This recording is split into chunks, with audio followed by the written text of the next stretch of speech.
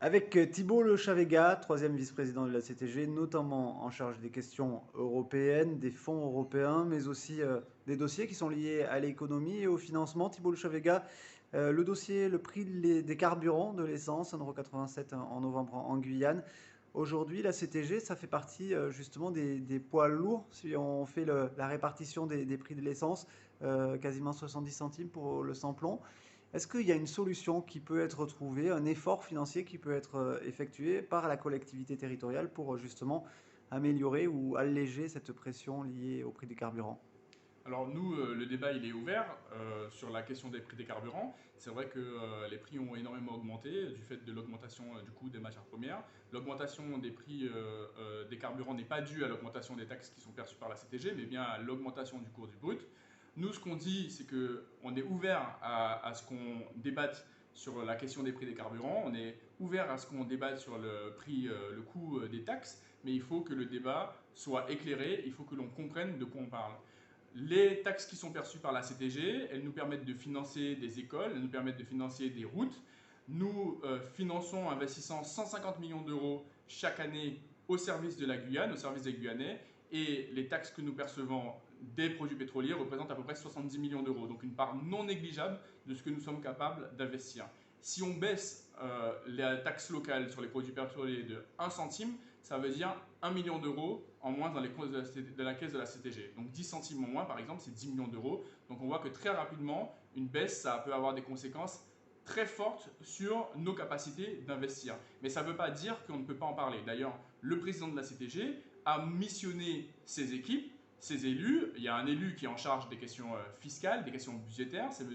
Lucien Alexander. Donc il a demandé à M. Alexander et aux services de réfléchir à ce que nous pouvons faire. D'ailleurs, c'est ce qu'ils sont en train de faire. Nous sommes en train d'étudier tous les scénarios.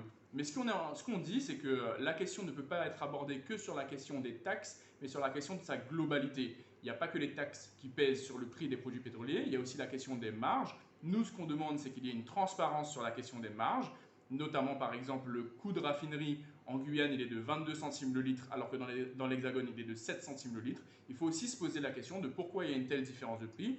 Est-ce que c'est le transport ou est-ce que c'est des marges qui l'expliquent? Donc nous, ce qu'on demande, c'est la transparence sur ces marges. Il faut que le débat il soit ouvert et que pour que le débat soit ouvert, on puisse comprendre exactement de quoi on parle. Est-ce que l'État peut également, est-ce qu'il y a un moyen globalement de baisser ces prix des carburants pour les consommateurs et notamment aussi les entreprises et les transporteurs? Ce qui est sûr, c'est que la Guyane est à un moment charnière de son histoire. Je ne vais pas vous apprendre qu'on a une explosion de la démographie, on a besoin d'infrastructures. Les Guyanais demandent d'avoir des conditions de vie dignes de la République. Ça veut dire avoir un réseau routier, avoir des services publics, avoir des écoles, avoir des centres de formation, avoir tout un tas de services publics auxquels ils ont le droit et qui demandent des financements. Donc, si on doit baisser les taxes, ça ne pourra pas être que la collectivité territoriale de Guyane qui assume toute seule cette baisse. Il va falloir qu'il y ait un dialogue avec l'État pour qu'on puisse travailler ensemble à des solutions. Nous l'avons dit, dans la majorité, nous sommes du côté des Guyanais, nous sommes du côté du pouvoir d'achat, donc nous sommes ouverts à la discussion, il n'y a pas de tabou, il n'y a pas de sujet chez nous qui soit tabou, il faut qu'on en parle, mais il faut qu'on en parle que, comme je l'ai dit, pas une question des taxes qui sont perçues par la CTG, mais de l'ensemble de la formation des prix, et si un effort doit être fait, ça ne doit pas être que sur la CTG, parce que la CTG, au final, c'est les Guyanais, il faut que ça soit un effort qui soit fait par tous. Moi, je veux quand même dire que les pétroliers ont posté des bénéfices records cette année. Ça veut dire que les actionnaires qui ne sont pas guyanais se sont énormément enrichis. Donc si un effort doit être fait, ça ne peut pas être que les Guyanais. Il faut que ce soit un effort qui soit au minimum collectif. Thibault Lechavega, un mot également sur l'actualité liée à Oplata. Est-ce que vous avez eu des nouvelles? Le recours, l'appel a été fait par la compagnie minière. Aujourd'hui, Oplata est condamné, Dieu merci, est condamné ou pas? Ou est-ce que la CTG va essayer de sauver les meubles, même si ce n'est pas forcément sa mission première? Alors, pas de nouvelles sur le recours. La CTG n'est pas partie à ce recours. Nous avons pris la décision d'attendre de voir ce qu'allait donner la décision de justice. Nous sommes du côté des investisseurs guyanais, nous l'avons dit. Nous sommes du côté de ceux qui investissent pour le territoire.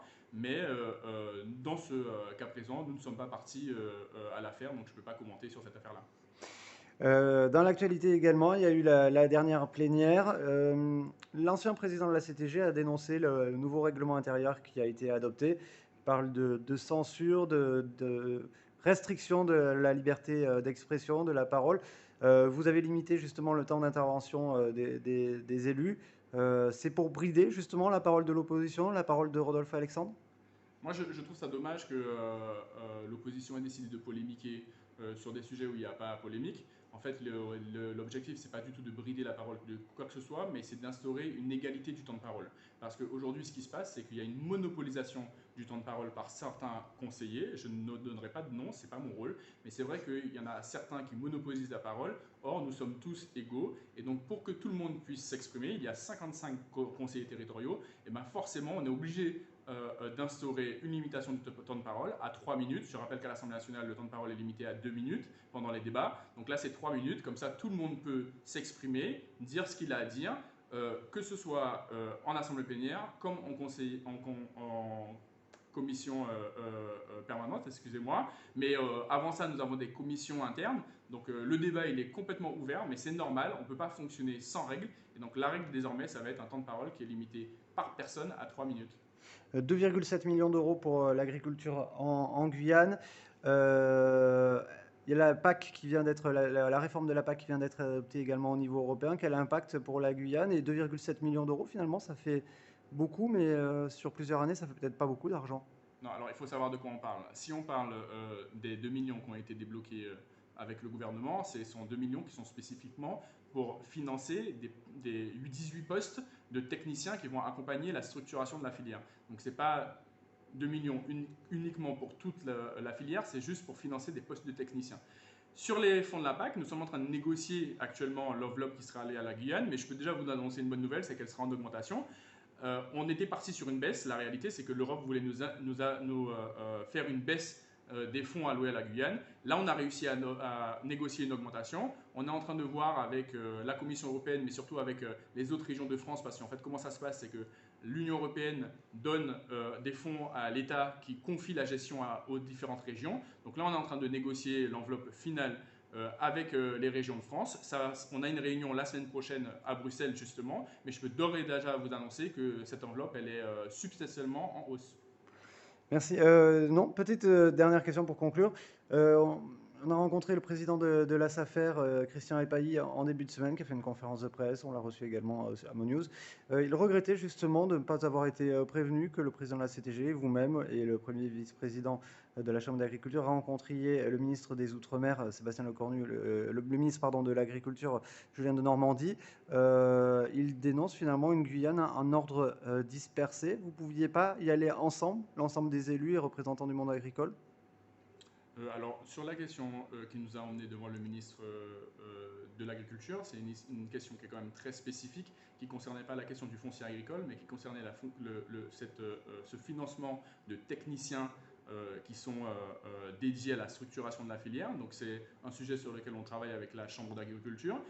Et ce sont des postes qui sont actuellement financés sur fonds européens, qui sont financés, excusez-moi, pas sur fonds européens, mais qui sont financés par l'État au contraire, mais que l'État voulait nous faire financer nous sur fonds européens. Donc c'est une discussion que nous avons avec l'État et avec la Chambre d'agriculture. On n'exclut personne, tout le monde est le bienvenu, tous les acteurs sont les bienvenus pour participer aux discussions. Et à l'avenir, bien évidemment, qu'on compte sur toutes les forces vives pour porter les sujets du territoire et en particulier sur les sujets agricoles. Merci beaucoup Thibault Le Chavega, donc vice-président de la CTG, notamment en charge des fonds européens. J'en oublie des attributions? Non, c'est les fonds européens, relations institutionnelles, égalité et Guyanais de l'extérieur. Merci.